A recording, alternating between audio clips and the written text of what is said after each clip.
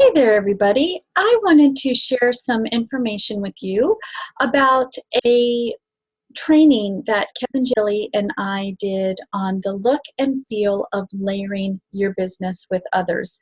And it really is basically about how to create a business funnel.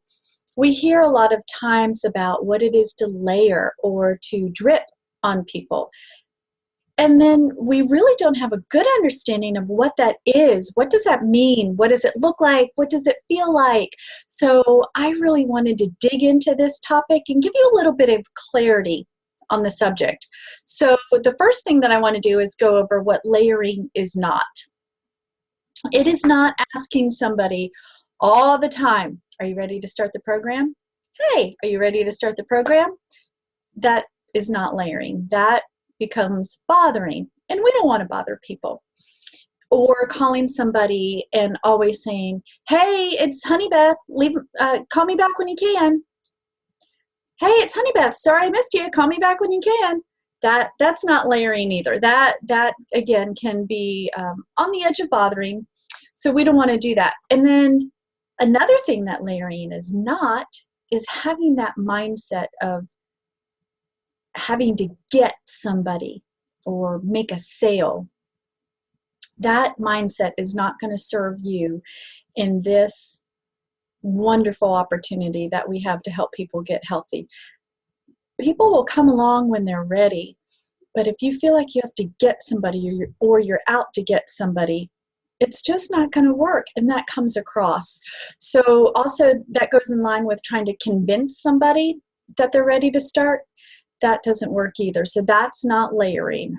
And another point is that sometimes when we see particular people, we always want to talk business with them. We always want to talk about what our business is doing and what we're doing, and all of your conversations are centered around business.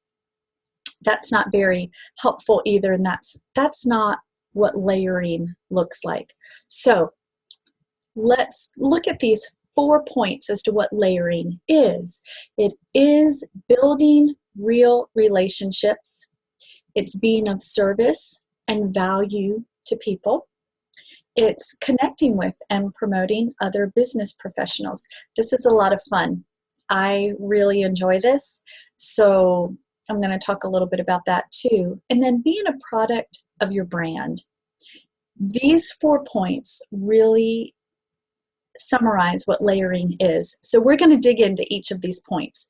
Let's talk about building relationships. This is where it all starts, is building relationships with people. Now, you cannot build a successful relationship with other people if you are constantly in your house and not getting out. So I want to encourage you to get out of the house and go meet people. Go to events that you're invited to. Ladies, there are Pampered Chef events. There are 31 events. There are jewelry events. There is an event. There's a coffee and tea for this or that. Go to events. Say, sure, I'll be glad to come. And that's going to help you get to meet more people. Men, you can do the same thing. There are days when the guys just go fishing or hunting or bowling, or sometimes guys just go out and watch a movie together. Whatever it is, get out in other groups of people and meet folks. Another thing that you can do is to really target some people that you would like to build relationships with. Now, hear me carefully. If you see a type of person, let's just say it's a medical professional or a personal trainer, chiropractor, general practitioner, when you see these people and you identify them as people that you might like to do business with, remember, building the relationship comes first. So it might be helpful to work on that personal aspect of getting to know them. Don't approach them with a hidden agenda. Be very clear that you just want to get to know them, get to know about what they're doing. So keep that in mind. Also, you want to go where successful people go. There are certain coffee shops or hair salons, certain areas of town where there's a lot of successful people. And you might want to start patroning those places of business. I live in a tiny small town, and there's this great little coffee shop that I go to, but it's tucked away and not a lot of people go there, and I'm not exposed to a lot of the type of people that I would love to partner with in my business. So when I get my hair done or my nails done, I try to do it in other areas. So Kevin Gilly has actually mastered this, and this was his point, and so I love it. I think it's a fantastic idea, and he is doing great with this aspect. So if you want more on that aspect, talk to Kevin Gilly. Also, improve your knowledge of our total health component, and even our whole trilogy offering, Healthy Body, Healthy Mind, Healthy Finances.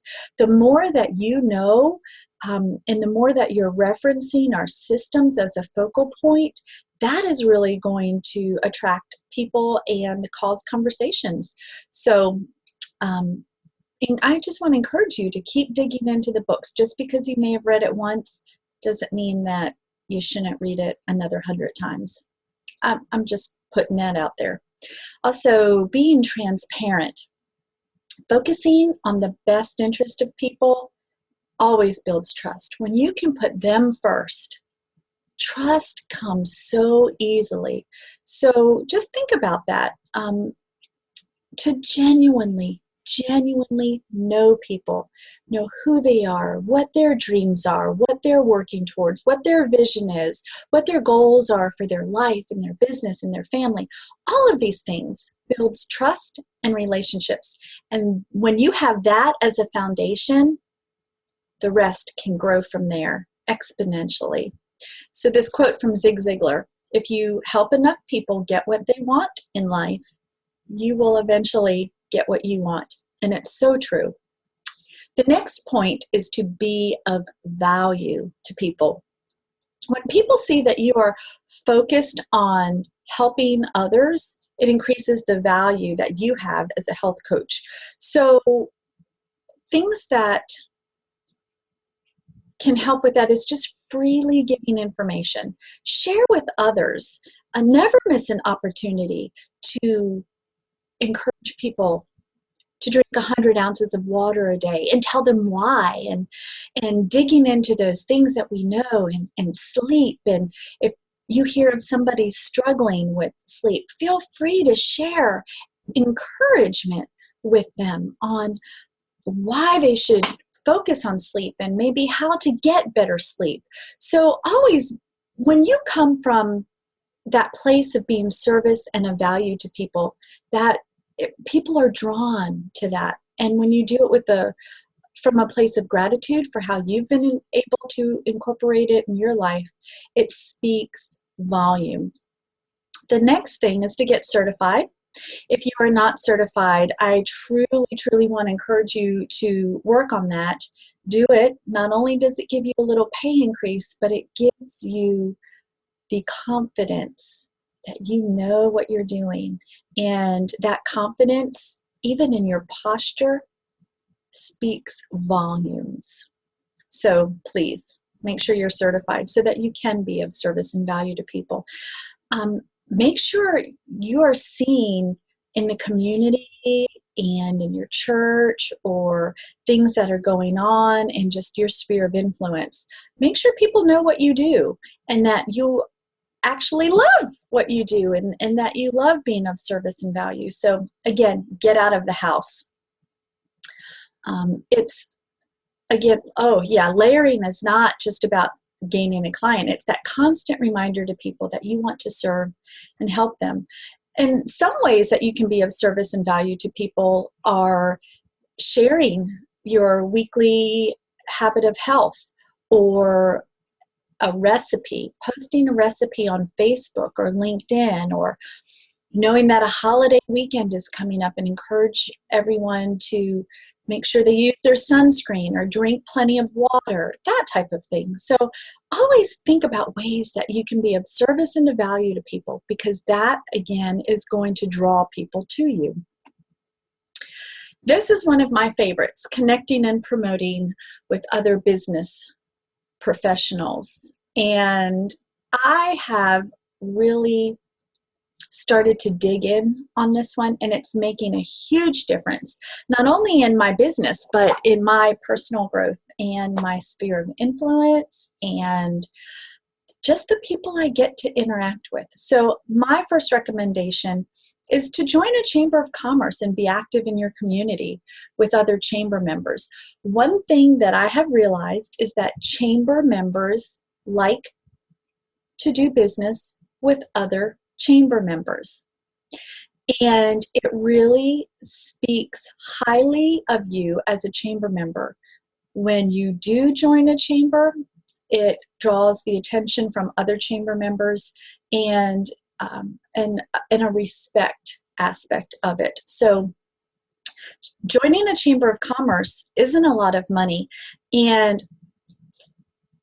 I'm sorry, I should say, in most cases, it's not a very expensive investment. Look into it for yourself and see if it's something that you can do. However, it goes a long way with building trust and relationships and being of service to people and being in your community. I actually am a member of 5 Chamber of Commerces that are all relatively close, within a 25-mile radius of my home. And it's just created this bubble of people that I get to know and network with and do business with and refer business to and get to know. It's a lot of fun. I really do enjoy it. Also, there are things called leads groups. John Davison introduced me to this a few years ago, and I never really took part in any, but lately I have, and I really, really love it. Most leads groups are free, and it really does allow you to get to know other people. It is a networking event. You meet once a week, maybe once every other week, and other people who are business owners, they come and you have time to talk about what you do. Somebody does a presentation for 10 minutes. But the more you go, the more you build relationships, the more you build trust, the more you are of service to people, and the more you are widening your sphere of influence and your touch within your community. So it's a great thing. Using Facebook is great. Again, Kevin put these numbers together, and the average person has 150 friends. So if you ask a friend to share any of your posts, it could be a before and after picture, it could be your habit of the week, it could just be an encouragement, a recipe, then always follow it with a call to action. Contact me for, we have here a free consultation, or if you put a recipe, contact me to find out what event I took this to and the response to it. Something like that. Have a call to action. Then ask them to have one of their friends or family do the same. It only takes a few seconds. And really what happens is, as this gets shared and shared and shared, it could potentially reach up to 7,800 people just by 150 friends sharing your post. So use Facebook in that way. I want to caution to be careful to not, just be careful about what you're posting on Facebook. I like to just post things about our program. I don't list names of Medifast or Take Shape for Life, because I want people drawn to me so I can build that relationship. So just keep that in mind. When you do post, you don't always have to do the same thing. I mean, continue to do your family posts and just updates on what's going on, but just connect with people. It's a great way just to be connected and truly care about others. So if you're on a friend's page or you see a friend's post and they're struggling, be that encourager, because so many people don't do that anymore. So wouldn't it be great to be known as the encourager? It's, like I said, it's a lost art form, and I would like to reclaim that in our country. And you can also help other business professionals build their business on Facebook. And I love this. So, for example, I used one of our chamber members to clean my house. So she and her company came over, they cleaned my house, and I posted about it on Facebook, and I tagged her, and I talked about what a great job she did, what a trustworthy person she was, how she went the extra mile, all of these things, and I tagged her. So it went to her page, her business page, and gave her that extra boost of advertisement. And then I encourage others to do the same for me.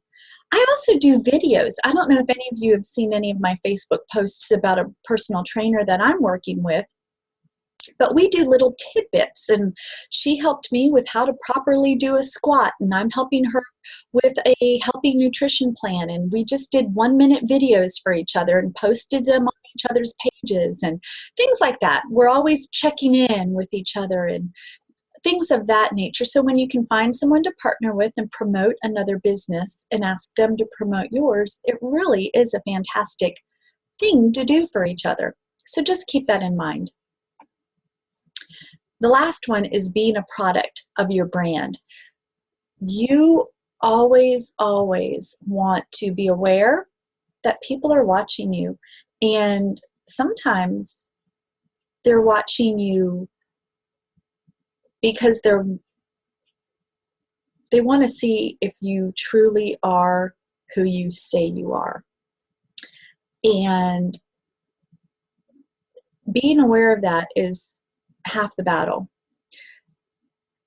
Where do you go and what do you eat when you go there, or what are you drinking, or how are you acting, or things of that nature. So just be aware that people are always watching you. Once they know who you are and what you stand for, that they are aware of what's going on. So living the habits of health is just the best way to be. That's all I can say, is having those 8 components going on in an integrated life and everything working and being healthy yourself, and or on your health journey. It doesn't mean you have to be there. Your health journey is very individual, and even if you reach a goal, eventually there's going to be another goal, and then another and another, and so you're always constantly moving towards what it is that you want to work towards in your health. So just actively live out the habits of health and offer to help people. I do this so often, and I cannot tell you the responses that I have had. The point that I have here is offer to help people with a nutritional plan, even if they did not order food. Again, being of service and value to people. So 2 examples of this, and I really want to share these because they are so important. Back in January, I had one of my friends contact me who wanted to start living a healthier lifestyle. She was thin, but knew that there were areas of her life that were out of control, and she wasn't getting nutrition. And she really wanted to set an example for her family. She had no interest at using any of the meal replacements. So I could have at that point said, you know what, if you're not going to do the 5-in-1, then I can't help you. But I did not do that, and I would never do that. We have way too much to offer people. So I asked her if she would be willing to buy our education component, just simply the education component, and let me guide her through that so that she could accomplish the things that she wanted to accomplish in her life. So we did that, and through that whole process, she did the 12-week challenge that was at the beginning of the year, and came through that, had some huge breakthroughs, and then really decided that she found value in this and wanted to share it with others. And she became a health coach. And now she's helping others reclaim their health with our Take Shape for Life program. So that is just so key, is to just be of value and service to people. One other example I would like to share with you is a friend of mine who, through partnering with a leads group and other business professionals, I was introduced from a person that I know to one of her friends who has a group of women that she helps get healthy.